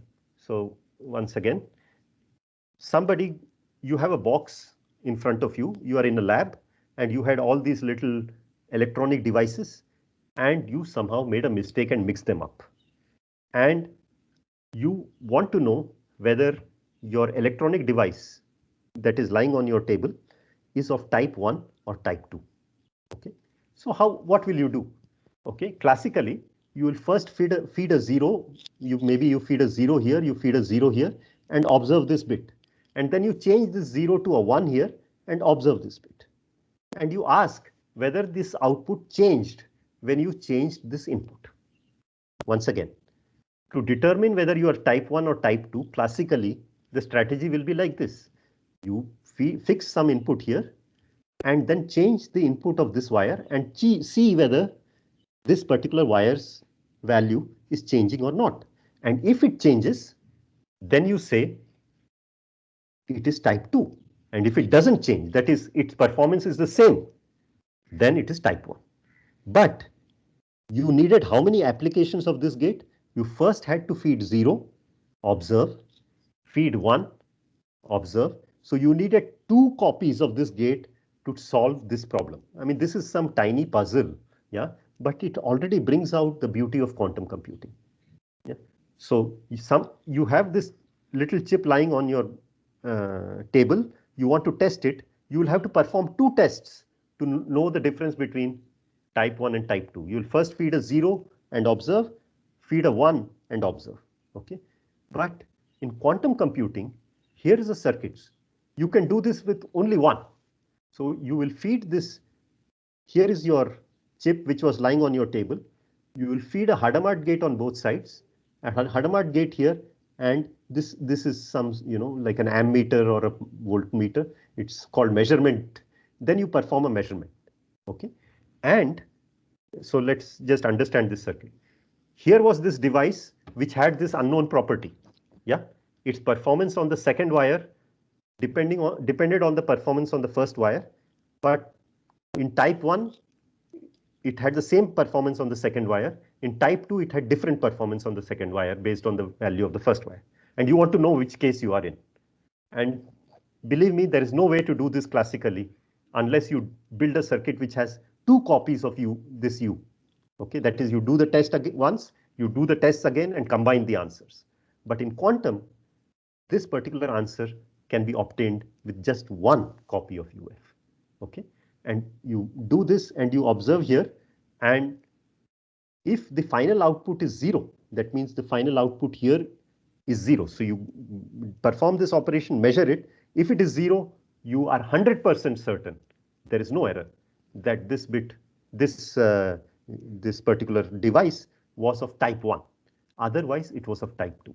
So you see, already because of quantum, with just 1 operation, you are able to do what classically would require 2 operations. And no randomized computation so can give you an advantage better than half. Yeah. So any randomized algorithm for a yes/no question can always get it right with probability half, because you just toss a coin, and if it comes head, you say yes. If it is tail, you say no. You will always be right with 50% probability. Getting something right with 50% probability is not a big deal. Anything better than 50% probability, if you want to design even a classical randomized algorithm, you will need 2 copies of UF.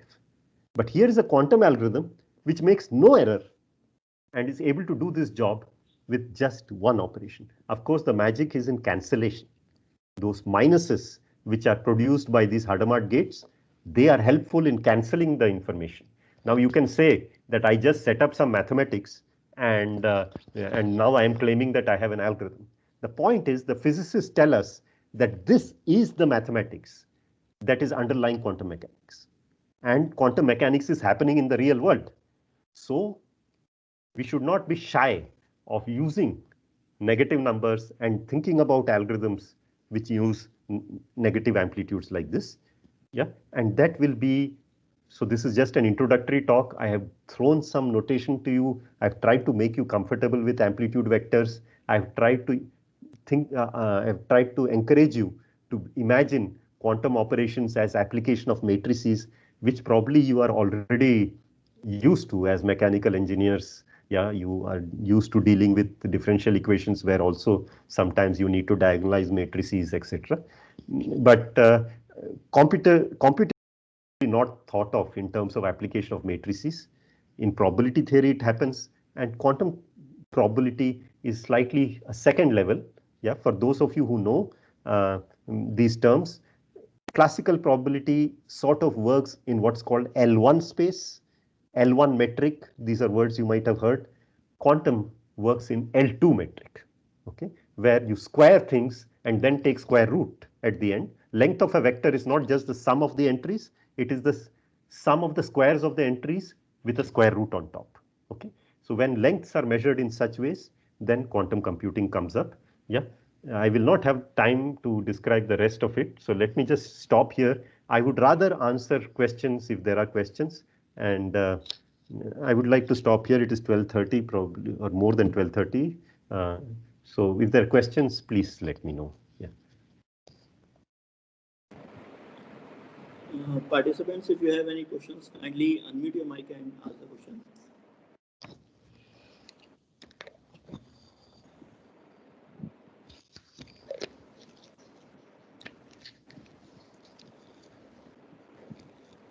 So yeah, it looks like there are no questions, but I don't know if I had these slides which I used. Does somebody have a question? Somebody seems to have unmuted their mic. No. Yeah. So the thing is this: these slides, I have not been able to do what I set out to do. As you saw, I had to skip many slides, etc. So these slides are on my homepage, and I have sent the link to Professor Srivastav and Professor Rao. At some point, they will give it to you. So if you happen to look at these slides, and if you don't understand something, feel free to get in touch with me over email, and I'll be happy to, maybe have a separate meeting, maybe a Zoom meeting or something. And so I'm sorry that I didn't do everything properly, but I'll be happy to explain everything. Whoever is interested, or yeah, Surely we'll share the links with the participants, sir. Yeah. And I would like to invite Dr. K. Deepak proposing vote of thanks. Thank you. Deepak, sir? Yeah. Am I audible and visible to you, sir? Yes. I mean, I'm visible. Yeah, you are visible, except I'm able to see only up to your mustache, but I think that's good enough. Yeah. Oh. I'm not able to. Now I am able to see better. Yeah. Okay. Well, yeah. Okay. Yeah. Thank you. Please go ahead. Yeah.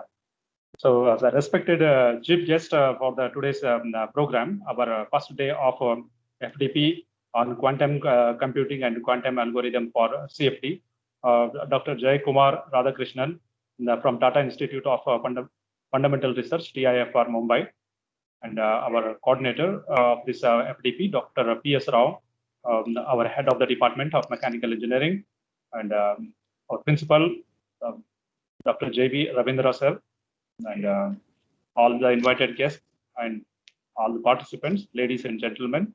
And I feel privileged to have been asked to propose the vote of thanks at this occasion. So first of all, I would like to propose my vote of thanks to our guest, Dr. Jay Kumar Radhakrishnan sir, for taking his precious time to be here with us to introduce us about this quantum computing. And sir has explained us in a very well precise manner to make us everybody understand about what quantum computing is, with some good examples as well within the short span of time. So thank you very much, sir, for that. And I would like to thank our head of the department for giving us the introductory of the speech today, as well as our anchor, Dr. Mukul sir, for making the effort to organize the things well and go well.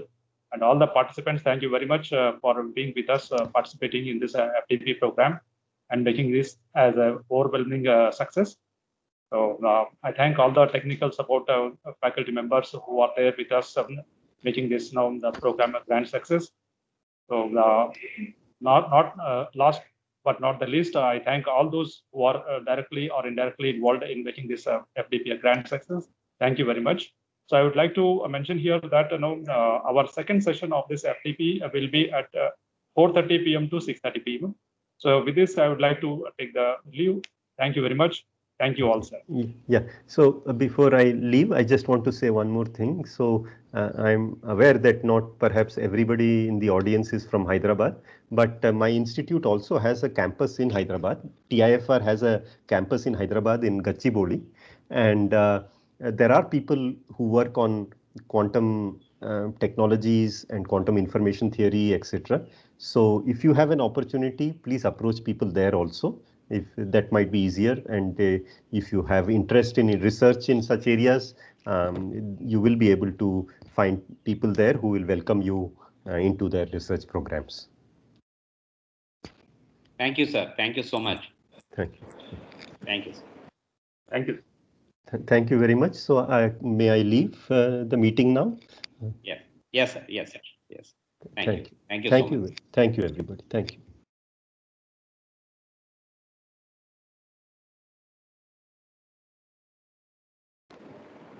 Mukul, any instructions to participants? Yes, sir. Dear participants, as Dr. Deepak has already told you that evening session it is 4:30 to 6:30. Very soon, Professor Dhanraj will be sharing the link as he did for this session. So you can use that link to join at 4:30. Thank you all. Thank you all for being there.